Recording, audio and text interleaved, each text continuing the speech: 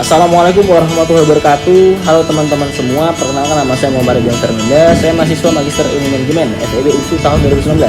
Di sini di konten kali ini saya akan membawakan sebuah materi dari manajemen keuangan lanjutan dengan dosen pengasuh yaitu Profesor Dr. Isfendi Satega SEMA yang berjudul Financial Distress.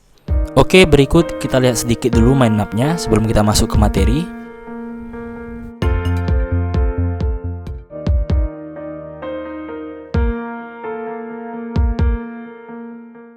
Langsung saja kita mulai. Yang pertama, apa itu financial distress? Financial distress atau kesulitan keuangan adalah situasi di mana cash flow operasi perusahaan tidak cukup untuk memenuhi kewajiban saat ini, seperti kredit perdagangan atau beban bunga, dan perusahaan dipaksa untuk mengambil tindakan yang korektif. Ciri-ciri perusahaan yang mengalami financial distress adalah pengurangan dividen, penutupan pabrik, kerugian, PHK, pengunduran CEO, dan harga saham jatuh.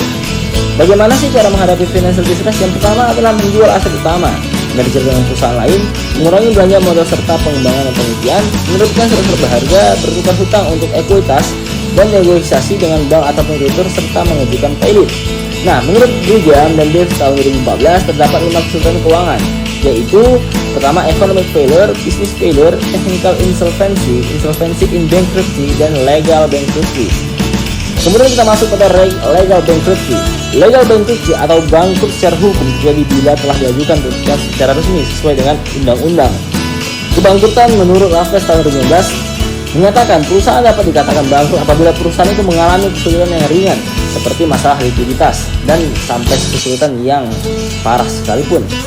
Kemudian kita masuk pada likuidasi. Likuidasi yaitu penjualan aktiva non-kas dari persekutuan karena perusahaan persekutuan sudah tidak memungkinkan untuk menjalankan kegiatan operasinya. Tujuannya yaitu untuk melakukan pengurusan dan pemberesan atas harta perusahaan yang diliburkan tersebut. Kemudian ada reorganisasi. Reorganisasi yaitu perusahaan melakukan reorganisasi finansial apabila dinilai bahwa prospek perusahaan masih baik sehingga dapat tertolong. Langkah-langkahnya yaitu pertama menentukan nilai perusahaan dan yang kedua menentukan struktur modal yang baru.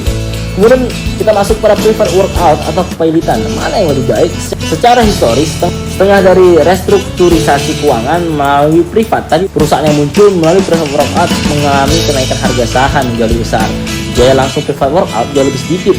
Top manajemen biasanya kehilangan pekerjaannya dan berdasarkan perbandingan di atas, preferred workout lebih diserangkan daripada kepailitan.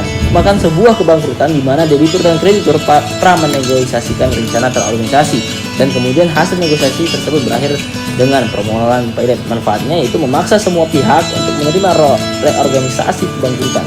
Nah, bagaimana sih cara memprediksi kebangkrutan perusahaan? Yang pertama adalah dengan model Z-score. Z-score memberikan formula yang berfungsi untuk memprediksi potensi kebangkrutan suatu perusahaan menggunakan angka-angka dalam laporan keuangan suatu perusahaan. Ada dua model, yaitu pertama adalah model original yang digunakan pada perusahaan publik dan perusahaan manufaktur. Kemudian revise digunakan untuk perusahaan privat dan perusahaan non manufaktur. Nah, ini dia model Z-score original, sudah rumusnya. Lalu ada model Z-score revise, bisa lihat juga rumusnya. Nah, Oke, kemudian kita masuk kepada hubungan dalam dengan menggunakan formula Altman Z-score, yaitu financial distress, kesulitan keuangan adalah situasi di mana cash flow operasi perusahaan tidak cukup untuk memenuhi kewajiban saat ini, seperti kredit perdagangan atau beban bunga, dan perusahaan dipaksa untuk mengambil tindakan korektif serta restrukturisasi keuangan. Kedua, restrukturisasi keuangan dapat melibatkan likuidasi atau reorganisasi. Restrukturisasi. Yang ketiga, salah satu cara baru dalam restrukturisasi keuangan yaitu dengan prepackaged bankruptcy. Untuk memprediksi kebangkrutan, metode Z-score dapat digunakan. Oke, selanjutnya saya akan membahas secara ringkas sebuah jurnal dari Elsevier yang berjudul Corporate Governance Effect on Financial Distress Likelihood Evidence from Spain. Abstraknya, makalah ini mengeksplorasi beberapa mekanisme tata kelola perusahaan atau kepemilikan dan karakteristik dewan di perusahaan-perusahaan yang terdaftar di Spanyol dan dapat terhadap kemungkinan kesulitan keuangan. Sebuah studi empiris dilakukan antara tahun 2007 dan 2012 menggunakan desain penelitian pasangan cocok dengan 308 pengamatan. Dengan setengah dari mereka diklasifikasikan sebagai tertekan dan tidak tertekan. Untuk pengantarnya, analisis retrospektif dari krisis ekonomi dan keuangan selama periode 2007 sampai 2013 menyoroti konsekuensi penting dari kesulitan keuangan bisnis para pemangku kepentingan, misalnya kreditur keuangan, manajer pemegang saham, investor, karyawan, regulator pemerintah, dan masyarakat pada umumnya. Jadi lebih dari sebelumnya, revisi model prediksi financial distress dan pengembangan model yang disesuaikan dengan karakteristik negara tertentu memiliki peran penting untuk mencegah dan mengolah situasi ini. Lalu untuk tata kelola perusahaan dan kesulitan keuangannya, nah ini introduksinya ya teman-teman semua. Lalu kita masuk kepada Corporate Governance and Financial Distress Literature Review and Hypothesis Development.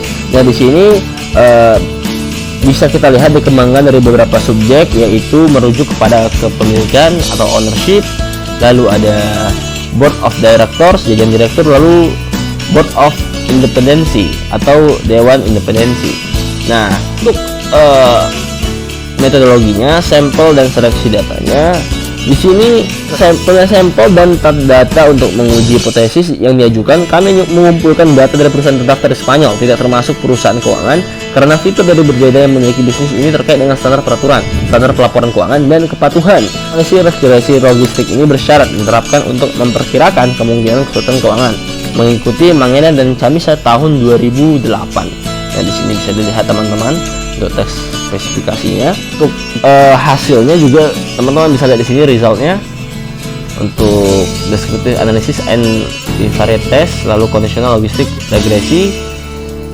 Di sini ada tabelnya teman-teman semua, bisa dilihat nanti hasilnya. Lalu ada further analysis.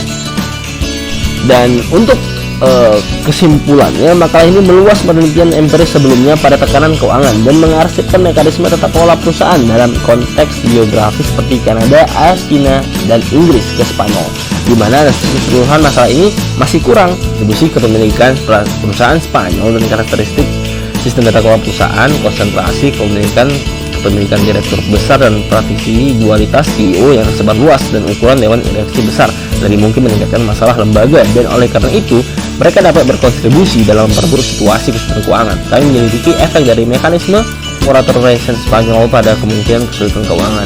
Hasil menunjukkan bahwa mekanisme data kelola perusahaan seperti kepemilikan, proporsi direktur independen, dan ukuran dapat mengurangi kemungkinan kesulitan keuangan. Namun konsentrasi kepemilikan, pemegang saham besar, institusional dan non-institusional, dan kualitas CEO tidak memiliki dampak signifikan terhadap kemungkinan kesulitan keuangan. Jadi penelitian kami menawarkan beberapa implikasi penting bagi literatur empiris tentang bagaimana mekanisme data kelola perusahaan dan mengenai kemungkinan finansial. Oke, inilah hasil video saya. Semoga video ini bermanfaat untuk sahabat-sahabat semua. Sekian dan terima kasih.